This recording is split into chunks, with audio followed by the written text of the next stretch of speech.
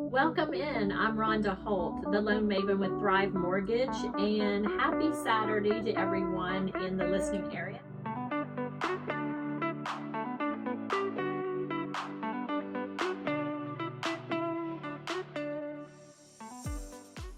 Happy Saturday to you, Mary. Hi, Rhonda. Happy Saturday to you as well.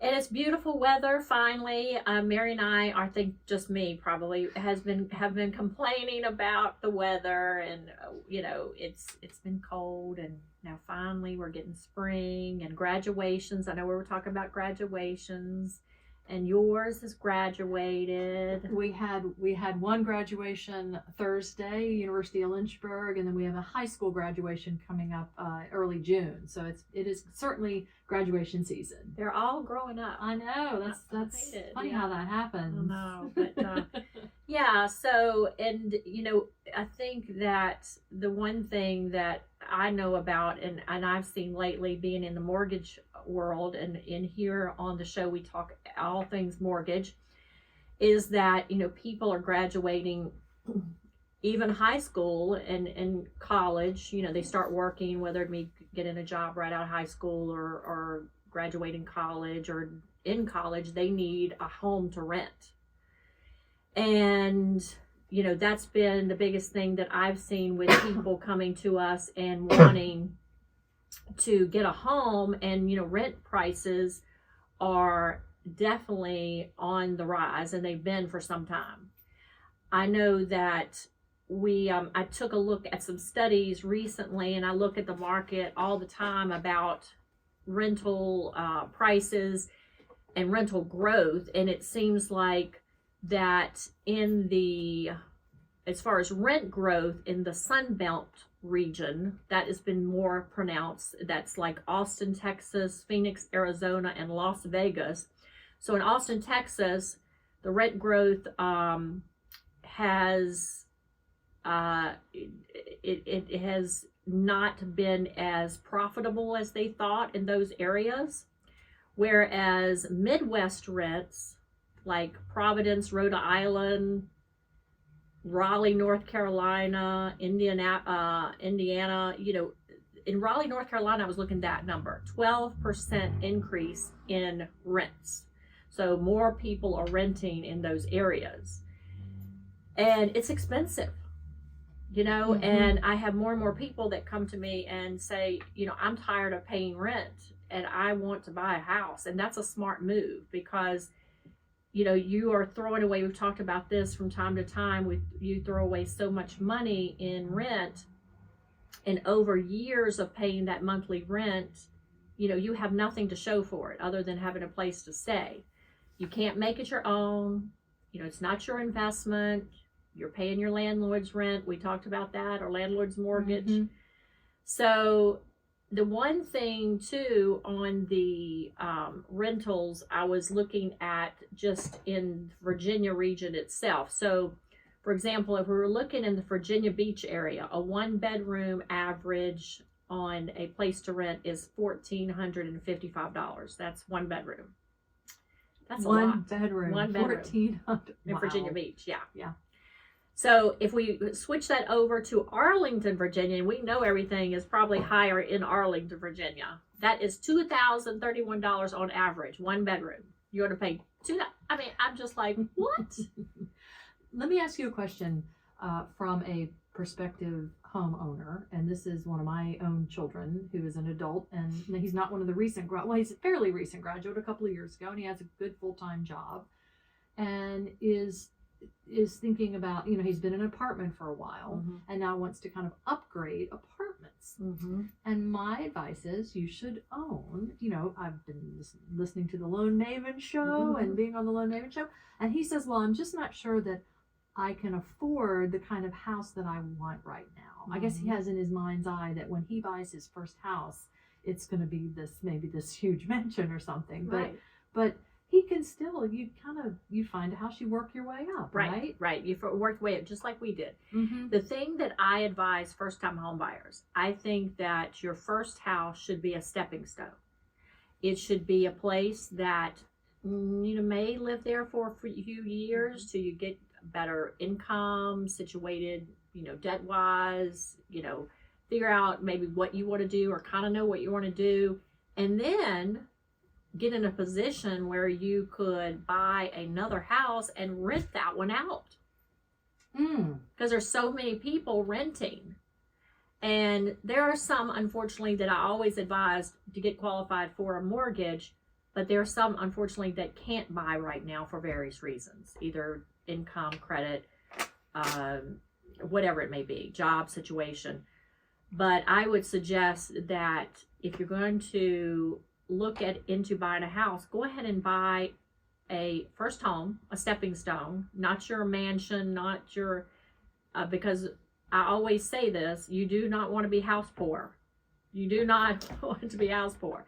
Even though they tell you qualify for a $300,000 house, you do not want probably a $300,000 house if it's up to your max debt versus income. You want to have some room to be able to go out to eat, go to dinner, because if Mary and I bought this $500,000 house and it used up all our income, we're going to be sitting there looking at each other, and we could probably paint each other's nails or something, or maybe drink some wine. Right. Yeah. We don't have any money to go out. Right. I don't know. Right. We won't have any money. We won't even have money to buy wine. But you don't want to do that. And you're listening here with Rhonda Holt at Thrive Mortgage, and Mary and I are talking about rent in the Virginia area and how expensive it is. I know that a 2-bedroom in the Virginia Beach area runs you about $1,700 and $2,500 in the Arlington area. That's the average. So it just keeps on going. I would say that Virginia itself, as far as rent prices over the last year, I was looking at a number, it's increased 13.7% in rents, in the prices of rent. How much it costs to rent a place. That's a lot in Virginia. And we've seen it right here in our area. I know that I have my assistant that was looking for a house for her and her roommates not too long ago. It's just not a lot of choices. And when you do find something, it's so expensive. And rates are super good right now, especially around the lower loan amounts. And talking about housing market, 2023 housing market in the first quarter that we've looked at, as far as some numbers with the Lynchburg Board of Realtors or Lynchburg Association Realtor Region, there were 722 homes sold in total across the area in the first quarter of 2023. It was down 15% from last year, and it has been the lowest first quarter sales since 2019. So sales have been down a little bit, not much, but that's still a lot of houses that have been sold.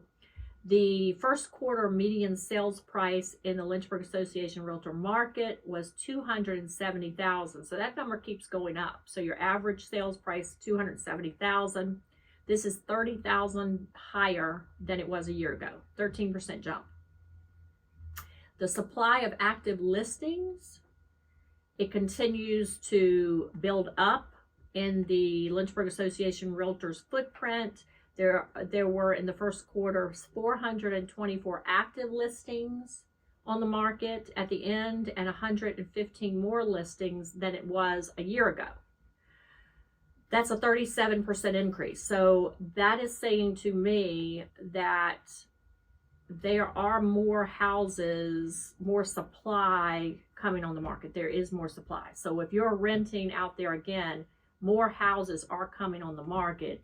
So it's good to get in a position and go ahead and get pre-approved to be able to buy when one comes on the market, because it is still a shortage. Don't get me wrong. People are still fighting over homes. I wouldn't say fighting, but bidding wars over homes. And you are, in some cases, getting beat out from cash offers, people moving to the area, so forth. But having a good realtor, having a great local lender to give you a full pre-approval, and having that in your hand, that's going to give you more advantages than it would by not having those things. And realtors do vary. I will say that. You know, I work with a lot of great realtors out there, but I would say that, you know, look at reviews, look online at different lenders, look at reviews. Reviews say a lot about a person. I know if you look on our reviews, you can go to experience.com. We have like 440 some, last count, 5-star reviews. But when people say things about you, that's something that you can really look at and know, just like when you're looking for an Airbnb or a VRBO. When you want to work with somebody, look at those reviews on the realtor, the local lender, whatever, and always choose local. The other thing that I looked at is, far as, you know, unemployment rate does have some things to do with housing market and so forth as far as affordability. But in Virginia, the unemployment rate remains historically low. So that's a good thing. It's not saying that, there are people that are getting jobs and people that have jobs. Mortgage rates themselves, I've noticed, have been up and down all of 2023. I think that in the third week of April, the average rate 30-year was around 6.39, and this is based on the U.S. Bureau of Labor and Statistics, our local area. With that said, up from 6.27 in the previous week, but down 6.42 from the previous month. So that sounds all confusing, but what it is just saying it's been just like a roller coaster all year. So if you call one lender and you haven't found a house yet, and you say that, I'm gonna call around and see who has the best rates, you're doing it all wrong. Because you need to get pre-approved first, and then shop rates if that's what you want to do. Because if a lender quotes you a rate today, it could be different tomorrow. And you may not find a house for a week or a month or 2 months down the road or whatever it may be. So the rates are going to be completely different. So if you're solely basing whether or not you're going to choose to work with somebody, and I hope it's local, but as far as a lender's concerned, you would be much better off getting pre-approved with a local lender, and then find out what the rate is at that point in time, what kind of rates can they offer you, and if you want to shop at that point, you certainly can. But we want to switch over to continuing our series about home improvement, and we've been having some special guests on the show talking about different services that they offer to be able to improve your home. But what I want to speak with everybody about today is talking about improvement projects that actually add value and a few that don't. Because I think that I didn't know until, I guess, if I wasn't in this industry, I probably wouldn't know unless I just say, well, I want to improve my home. Maybe I would Google it or try to find some answers on, what's what. What have you done, Mary, to improve your home over the years? What have you done? Well, we have an old house. It's more than 100 years old. And so we've tried to do it room by room. We did some kitchen improvements, countertops, things like that. Yeah, did you keep it old, like with the historic or whatever? We're trying to keep it historic, but also the modern upgrades. We still have a long way to go because like closets and bathrooms and things like that weren't a priority back when our house was built. So we're trying to accommodate for all that. What have we done? Some kitchen upgrades, a nice back patio, like backyard improvements. Yeah. It's just a work in progress. Yeah. And the bathrooms, I think, are what really need the work in our house. Yeah, I would agree. Yeah. I think we did our basement. Okay. We renovated our basement into an apartment. Oh, wow. That's super nice. That's been very nice. Oh, yeah. That's probably the major one now that you mention it. Yeah. So I think, it took us a while. We upgraded our kitchen, and just different things like that I think adds value. But so I was looking at, and according to the Remodeling magazine and some other number of house and gardens, things that I've looked at on what adds value to the home. So there are 7 home improvement projects that actually add value. The first one is what we've been talking about, is remodeling the kitchen. Upgrades to the kitchen pay off. Many prospective buyers are looking for modern, updated kitchens. So according to Remodeling Magazine annual cost versus value report, you recoup 62 to 81% of your investment on a kitchen remodel versus some other things. Another room. Maybe. Yeah. Okay. Mm-hmm.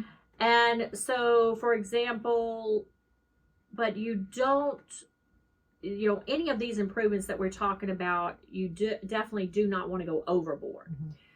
So if you live in a neighborhood and kind of know the house style and what it is, you do not want to put, gold countertops in and gold fixtures in a bathroom and make it way over what any other normal house would be.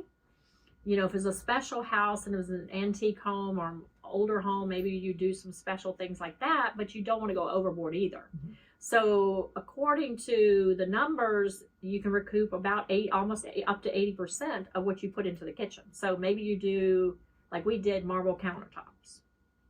Maybe we had the Formica countertops like for 20 years. Mm-hmm. The green Formica, beautiful forest green. And I am thinking, why did I wait this long? But money's a thing too, and time and all that, and you're trying to plan. And so get rid of that. Add the marble countertops. Remodeling a kitchen. Start small first. Replace the faucet. Add new hardware. Replace old fixtures. Those are easy, inexpensive things that you could do. The knobs on the cabinets. Maybe paint your cabinets a new color. Or refinish cabinets like the wood or something of that nature. You can even do those projects yourself if you're very handy. But all those things would add value, updating the kitchen or remodeling the kitchen. Upgrading the appliances. So if your appliances don't match, order new doors, face panels from the manufacturer. You can, if you have older appliances that are not energy efficient, let's say. Mm-hmm. So I'm going to make fun of myself now because I have a friend and we have a competition of who's going to get a refrigerator first because both of our refrigerators have white duct tape on them. All the like panels are broke off, no glass anymore, like on the front panels, they're gone, the plastic or whatever it is. Okay.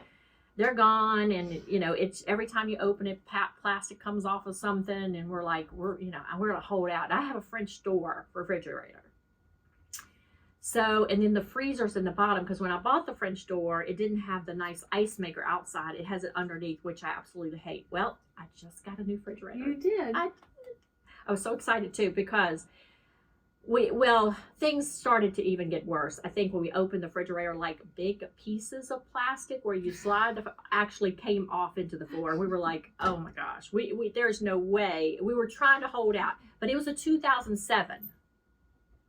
Kenmore 2007. Wow. So we held out a long time. You got your money's worth. So I got the nice black printless, whatever.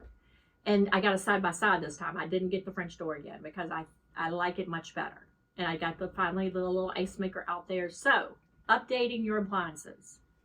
And I have found, not just for the resale value of your house, but I have just found that you get what you pay for. Yeah. And if you pay a little bit more, right, it's going to be worth it in the convenience. We used to have we went with the lowest grade dishwasher because we just wanted something kind of cheap that would do the job. And it rumbled and rumbled. So when you're in the kitchen, you can't have a conversation because it's so loud. Sounds like a helicopter. And then the dishes weren't quite clean. You were never quite sure. And then finally, we bit the bullet. We spent a lot more than we had anticipated, but we did it anyway. And it's just so nice. It's nice. It's so nice. So expend the money, get some new appliances, upgrade to energy efficient. That adds value. Boost the bathrooms. Mary and I were just talking about this. Bathroom remodels. recoup between 87 and 93% of what you put into it.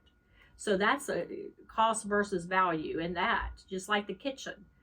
Don't go crazy and install, crazy stuff in the bathrooms, but do new fixtures, brighten up the room with paints, regrout the bathtub, whatever you could do, a new mirror, a new light fixture, something like that. But those add value.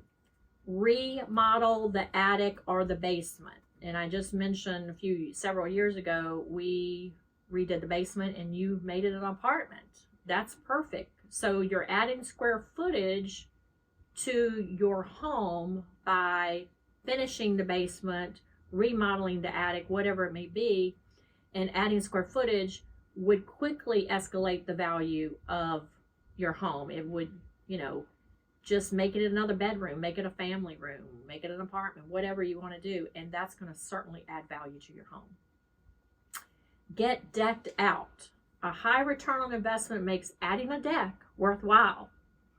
And it does, for this, decks increase the living area and they cost less to build per square foot. And in the cost versus value report on this one, you would recoup on average 100% of what you put into it. Wow. So it is well worth it to add a deck to a house. And it doesn't have to be extravagant. And remember, don't overdo it compared to what other houses might look like in the area. You want to keep it conservative. Also, boosting curb appeal, which means, installing a new door. Maybe you paint your door. I think I've painted my door at least once every year, a different color. And yeah. Do you really? I do. But now it's a beautiful slate, grayish black almost. But I've seen some beautiful turquoise doors, yellow doors, all kinds of things. So yeah, paint your door, give it some curb appeal, have some landscaping out there. So, prune the sheet, get the shrubs going and little flowers out there. So all that's going to add value. And lastly, improve energy efficiency. That's one thing that I know that when a home inspector goes in, they're going to make note of, does this home have solid insulation? Does it have drafty windows and doors? Does it need new windows? So maybe you put in new windows if your windows are very old. Maybe, upgrading to, we were just here with Kyle from Maddox the other week, and he was talking about, adding a new heat pump system. Maybe yours is really old and that can save you money in the long run. Projects that negatively affect swimming pools, luxury upgrades, and garage conversions. I would like a swimming pool, but they were saying that swimming pool, you really don't get your money back when you put in there. Yes, some people are looking. They want a house with the swimming pool, but it doesn't really increase the value. Luxury upgrades, such as maybe putting marble flooring through the house or heated floors through the house or whatever it may be, something that's just out of the ordinary. And taking a garage and make it into a room. We don't want to do that because people want garages in the area. And that would certainly be something that you would not get your money out for.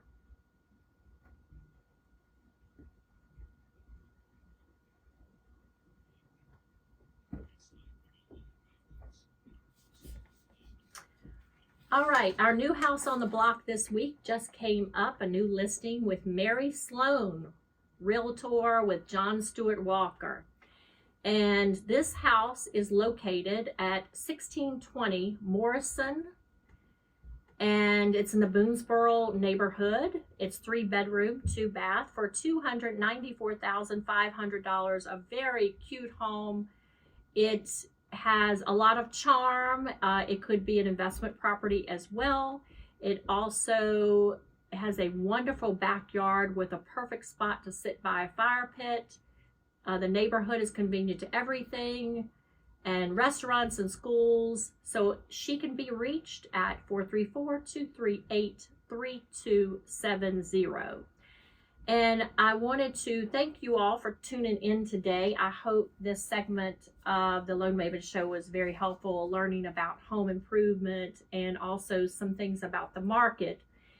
And I can be reached if you would like to, for example, take cash out of your home to maybe do some of these home improvements. Or we talked about renting. If you want to see if you can actually qualify to buy your first home, I can be reached at 434-221-6361. You can also visit my website at theloanmaven.com and apply now. Also, if you missed one of our episodes on Saturday, you can tune into the Loan Maven channel and check us out on YouTube. Be sure to like our videos and subscribe, and we'll have new videos posted every week. But I hope you all have a great week, and we will talk to you soon.